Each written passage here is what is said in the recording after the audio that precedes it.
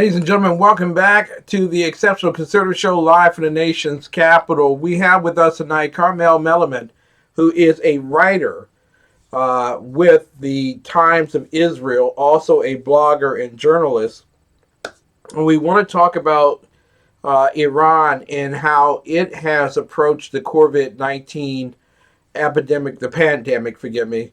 But before we do that, I got to ask you this, Karmel, because Mary Brockman, my bouncer and chief in the chat roll, if y'all diss her, y'all diss me, you will be dismissed, asked a couple of questions, and one of which, they're unanimous in terms of their origin, regarding what do you think of the media today. She wants you to speak to Mail Online and also Al Jazeera. What do you think of them as media opportunities? I'm not sure I understand your question. Do you believe that they are credible media? Mail Online and Al Jazeera. You're asking me which are the credible online yes. outlets for news? Yes. Would you consider Al Jazeera and Mail? Yeah, there's a whole host. I really couldn't get into it. I would say online Fox News has got some pretty good reporting. The Washington Post, the Washington Examiner. Yeah. The Washington Free Beacon.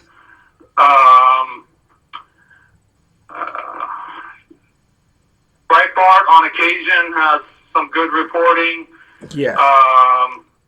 There's a whole host of them. I off the top of my head, I couldn't say it. There's individual writers and reporters that I follow. There's experts in the field, domestic and foreign, that I found credible over the years. So yeah, I don't want to single out one or the other, but there are good, there are good reporters out there. There's some good outlets. But you also believe that the reader has to practice critical thinking no matter what they read. Am I correct in that regard? Oh, absolutely. Absolutely. We, the audience, need to read all the info and then also take into account, who is this reporter? Who is this writer? What's their objective? What has been their track record as far as, that particular topic and their accuracy? And then also, do they have any motivations, political motivations or personal motivations? There's some folks that are commentators out there that have a leaning to the left or to the right. So yeah, you've got to take that into consideration as well. Karmel, you have a great history of writing about the Middle East, your origins from the Middle East as well. I wanted to get your insights on how the Middle East has dealt, and specifically Iran, has dealt with the COVID-19 pandemic, and what could have been done that would have been better, and in its impact on the people of Iran. Plainly stated, they've done nothing right. It's been horrific. It's been a nightmare. Yeah. This regime in Iran is an evil, demonic, satanic, criminal, mafia-like regime that doesn't care about the people of Iran. They've been corrupt, incompetent, and I would even venture to say intentionally trying to spread the virus in the country to create as many deaths and upheaval. This is a regime that does not give a you-know-what about the people. Mm-hmm. It never has in 41 years, and it still doesn't. They have not only hoarded the regime and their ilk, the Iranian Revolutionary Guard, their thugs. They have not only hoarded the medical supplies and equipment and medicines that have come in from humanitarian sources for themselves and their families, but they've prevented the main population from access to a lot of the medications and supplies. A lot of the healthcare providers have gone without a lot of the protective gear to help the people out. If you go to social media, Twitter, Facebook, Instagram, you'll see thousands of videos and photographs of average Iranians basically passing out, dying on the streets in the various cities in Iran. The regime knew about the coronavirus, I would venture to say, in early February. And they did nothing about it. In fact, they exacerbated it by having flights directly from China to Iran on a daily basis, basically importing the virus. And Chinese workers, don't ask me for what reason, but exactly. The regime, with its state-run airlines called Mahan Air, has been basically importing the COVID-19 virus into the country and has not stopped. Those flights still continue between Iran and China. Wow. Yeah, it's still going on. Karmel, the regime has refused to shut down a lot of the religious sites where people go to pray.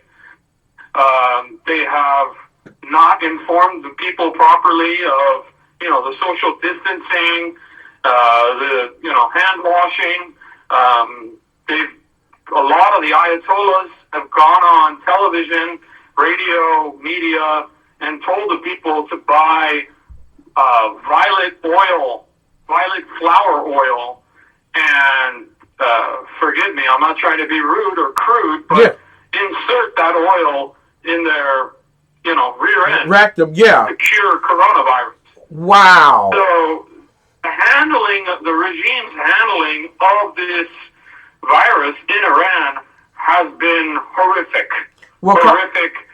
And I would even say, genocidal.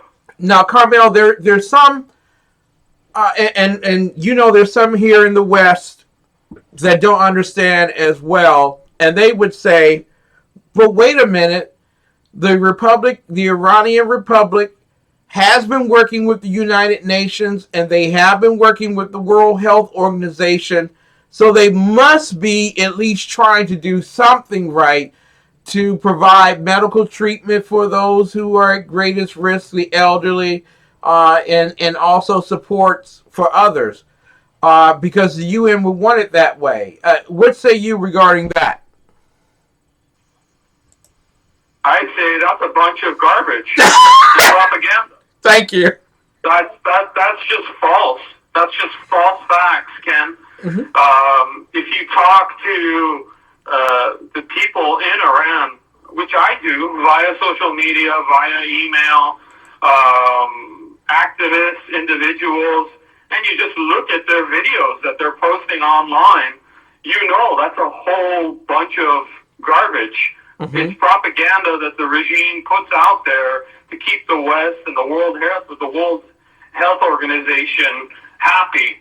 In reality, it's been mismanaged. It has it has been disastrous. They have received a lot of the medications, but they haven't sent it out. Wow. They've been hoarding a lot of this, and there's videos of them hoarding a lot of the masks and equipment and medications and whatnot. And their incompetence, the regime's incompetence, has even resulted in a lot of the IRGC, the Revolutionary Guard members, and a lot of the Ayatollahs, a lot of the regime elite from dying as well from COVID-19. You just don't hear it in our media. Our media doesn't report it. No. The Iranian regime's outlets report it occasionally, and then you have individuals that are releasing this information online of, various regime leaders and their thugs dying of COVID-19. We can't be falling for the regime's propaganda. They are masters of, spinning lies. And unfortunately, in the West, they have unofficial lobbyists, an organization, for example, by the name of NIAC, National Iranian American Council. They claim to be a lobbying group for Iranian Americans, but they're not. They don't represent the vast majority of Iranian Americans. They are a lobbying group, essentially, for the regime. It's been established, and they have their experts go out there and call for sanctions to be removed from the regime, using the talking points from the regime. But what they don't tell you is the sanctions that we have on Iran have nothing to do with medication or food or humanitarian help. The sanctions are there on the thugs that run the regime and the Ayatollahs. Unfortunately, we're being fed a lot of lies by these folks and by the regime itself. Now, I want to ask you here, Karmel, because a lot of people are just, overwhelmed with the fact that about 700 Americans have died in the past 30 days as the result of COVID-19. Can we put that in perspective? How many persons have died from COVID-19 in Iran? Honestly, I could not say, Ken. As you know, I'm very big on accuracy. Yeah. We don't know. We don't know the numbers because the regime doesn't give us an accurate count. They're claiming several thousand. Yeah. But, experts, the folks that monitor the regime, that have been following a lot of the activists in Iran, think the numbers are in the tens of thousands. Yeah. We don't know. Unfortunately, there's been a lot of misinformation from the regime itself, lack of information, and a lot of the people are they're terrified. They do not want to release some of that info because they're afraid of the repercussions from the regime if they speak out and give those numbers and talk about their friends or relatives that have died as a result of COVID-19. Now, there are those in the States who were just, and I'm one of those people, when I saw the reporting of the satellite picture of mass graves being dug, and a satellite picture, you're talking about outer space, that you can see huge graves that were being created, and no one in the world is questioning what's going on in Iran. Do you think this is a miss by the UN and the World Health Organization, or do you believe that this is purposeful in its intent? I think those graves are probably accurate. They are probably required. They are needed for the thousands of people that have died. Wow. But the regime has basically spun this whole thing for their benefit. Mm-hmm. They're trying to say, oh, look at us, woe is us, Iran, we have this horrific COVID-19 situation, we need sanctions relief. Yes. What they don't tell you is they caused it. They exacerbated it. They have created this nightmare. They want to escape the responsibility for these deaths. So they're just ripping out a page out of the book of Saddam Hussein. I don't know if you recall, or some of your listeners can, but in the 1990s when sanctions were slapped on Saddam Hussein, he marched out these starving children and children without a baby formula to say how horrible the sanctions had been for the people of Iraq. And it was a propaganda show. It was false. It was proven that Saddam was preventing a lot of this humanitarian supplies and food and medication to the people on purpose to serve his propaganda purposes. and to help remove the sanctions. And the Iranian Ayatollahs are ripping out a page from Saddam's playbook, and they're trying to do the same thing, and we need to hold them accountable. Karmel, as Americans and our elected officials and international community. I agree with you, Karmel. There are some people who are saying that Donald Trump has failed here miserably in terms of handling the pandemic, and that he's responsible for the pandemic not only in Iran, but in other places, Europe and around the world, because he didn't act fast enough. Do you agree with that narrative that's being put out? I'm not going to get into the rest of the world, but as far as Iran, that is false.